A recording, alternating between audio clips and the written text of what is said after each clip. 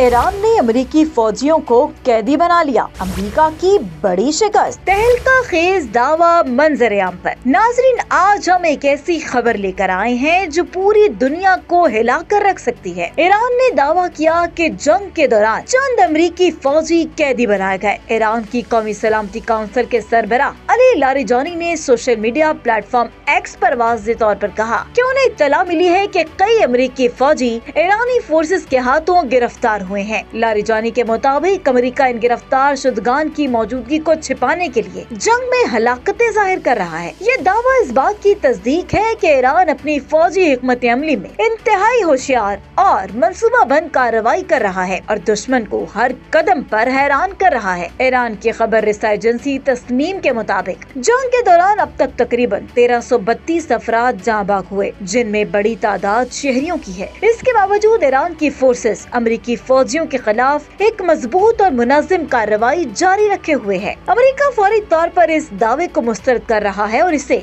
एक प्रोपेगेंडा करार दे रहा है, लेकिन तारीखी तौर पर देखा जाए तो अमेरिका हमेशा ऐसे दावों को रद्द करके हकीकत छिपाने की कोशिश करता रहा है। ईरान की ताकतवर दिफाई फोर्सेस ने खित्ते में अपनी हिफाजती बरतरी कायम कर रखी है और दुश्मन की हर हरकत पर गहरी नजर है। नाज़रीन, ये सूरत हाल वाज़ेह करती है कि ईरान न सिर्फ अपने दिफा में मजबूत है बल्कि आलमी ताकतों के सामने भी काबिल एहतराम ताकत के तौर पर उभरा। ये पैगाम दुनिया भर के लिए एक इंतबाह है कि ईरान अपनी सलामती और दिफा की हर कोशिश में मुस्तहकम और नाकाबिले तस्खीर है।